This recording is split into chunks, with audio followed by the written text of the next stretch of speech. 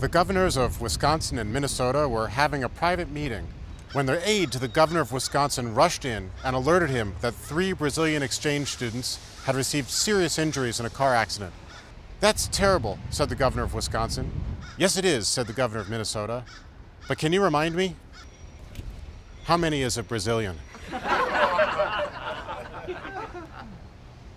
Economics is the study of how people and firms interact in markets. So, how do economists do that? They think about how people and firms respond to prices. And then, they also think about how government policies, like regulation and taxation, can distort those prices. In this video, we will look at the role that government can play in economics.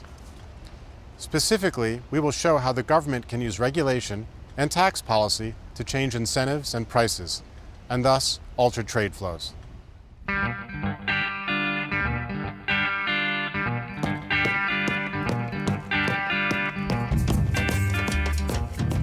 In the first several episodes, we explored how people respond to incentives given preferences and constraints. We used the example of Randy and Dean, 2 blokes, each with different skills at brewing beer and making cheese. The differences in their skills were reflected in their output per hour.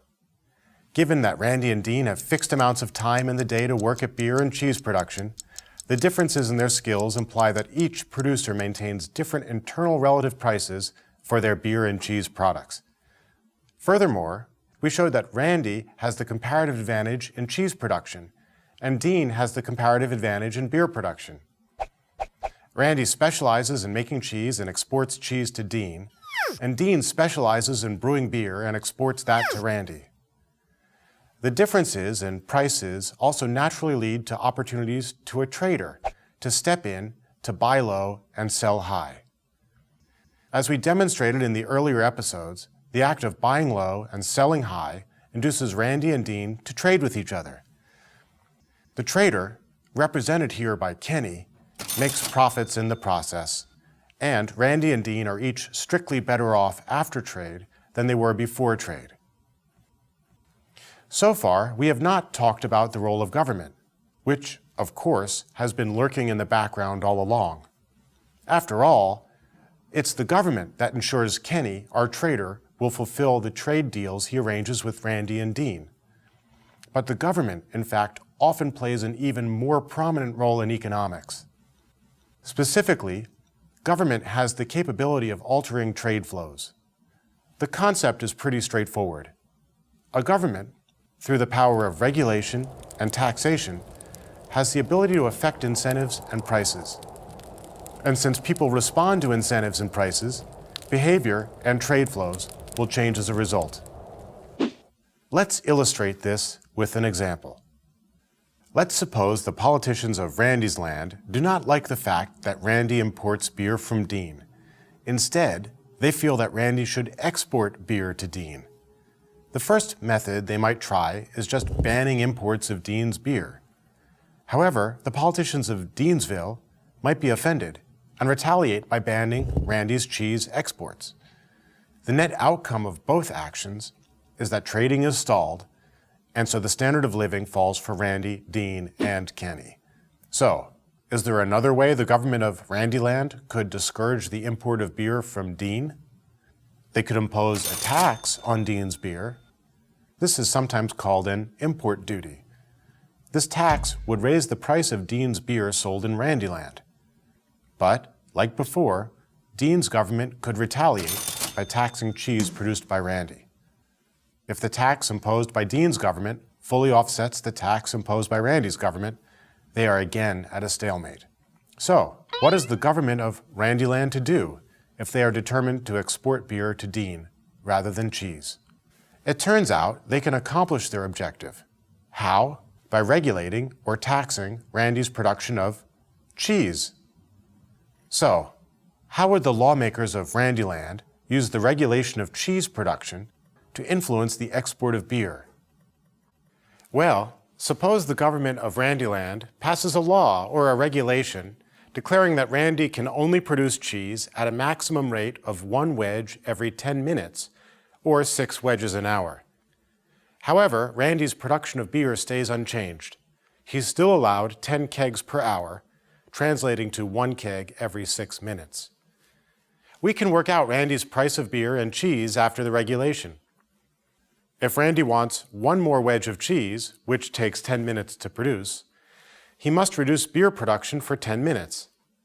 Since each keg of beer requires 6 minutes to produce, his production of beer falls by 10 divided by 6, or 1.67 kegs. Thus, after the regulation, 1 wedge of cheese costs 1.67 kegs of beer. Analogously, if Randy wants 1 more keg of beer, which takes 6 minutes to produce, he must reduce cheese production by 6 minutes. Since each wedge of cheese takes 10 minutes to make after the regulation is implemented, in 6 minutes, Randy could have made 6 divided by 10, or 0.6 wedges of cheese. Thus, 1 keg of beer costs Randy 0.6 wedges of cheese. You can see that regulating the speed of cheese production impacts Randy's price of cheese and of beer. Check out Randy's post-regulation prices. They are paired with Dean's prices, which, according to our scenario, are unchanged, since we assume no one in Deansville knows what's going on across the border. As you can see from the chart, the regulation of cheese production transforms Randy into the relatively low-cost producer of beer, and Dean into the relatively low-cost producer of cheese. This is exactly the opposite of the outcome prior to regulation. So now, when Kenny, our trader, who buys low and sells high, sees these new relative prices, Kenny will buy beer from Randy to sell to Dean, and cheese from Dean to sell to Randy. Randy will therefore export beer to Dean and import Dean's cheese. This is exactly what the politicians of Randyland intended. Specifically, for the politicians of Randyland to achieve their goal of exporting beer to Dean, they need to manipulate the price of a keg of beer to less than 0.8 wedges of cheese per hour. Given Randy brews 10 kegs of beer per hour, this means that he can make no more than 8 wedges of cheese per hour. Or, we can say Randy can produce no more than 1 wedge of cheese every 7.5 minutes, since 8 wedges of cheese per hour translates to 1 wedge of cheese every 7.5 minutes. As an example, assuming that Randy makes 1 wedge of cheese every 7.6 minutes after regulation, the new price of 1 keg of beer for Randy is 0.79 wedges of cheese, and the price of 1 wedge of cheese will be 1.26 kegs of beer. Since the price of beer for Randy is 0.79, less than Dean's price of 0.8, Randy exports beer to Dean. And since Dean's price of cheese is 1.25, less than Randy's price of 1.26, Dean exports cheese to Randy. This puts the squeeze on Kenny's profits, but if he trades enough cheese and beer, he should do just fine. But wait! Does the government always act with the intention of changing trade flows? Does that explain why politicians pass laws affecting business and the economy?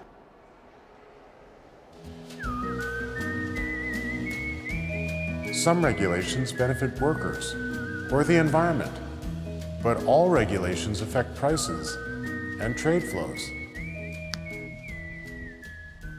Governments don't necessarily act to manipulate trade flows. Sometimes they're working to achieve a specific policy outcome.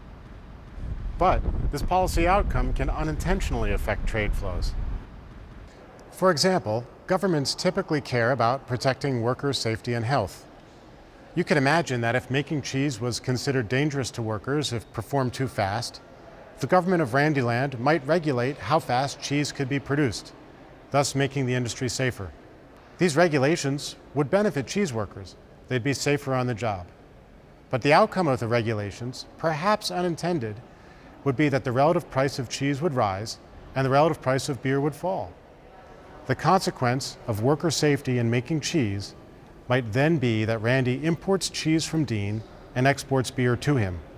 The point here is that regulation and taxes affect prices, and trade flows depend on prices.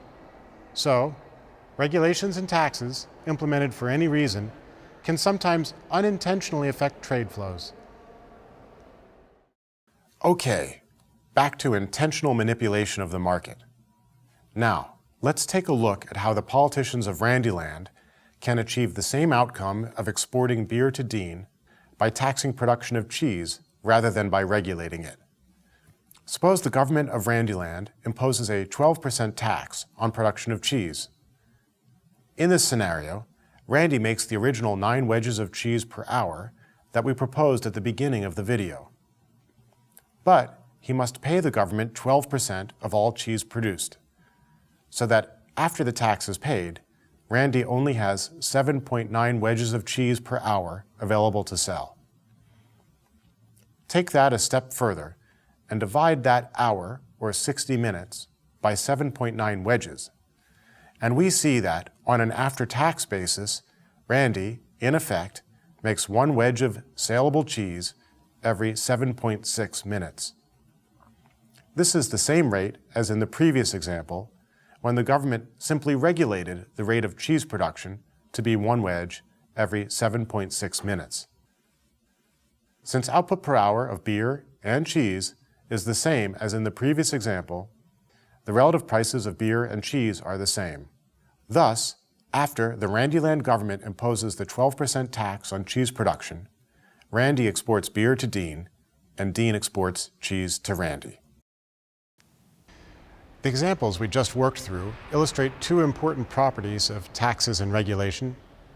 First, both regulation and taxation can have the effect of reducing saleable output. Sometimes economists and politicians refer to regulation as a hidden tax, because after a regulation is implemented, producers have less saleable output despite working the same number of hours. Or, restated, it takes more hours to make the same amount of output after regulation. Second, government actions such as taxes and regulations can distort trade flows, whether intentionally or unintentionally, because they change internal relative prices, thus affecting incentives and behavior. Up to this point, we have assumed Randyland and Deansville are trading equally valued amounts with each other. But what happens if one country gives a higher value in goods and services than it receives? We'll talk about that in the next episode.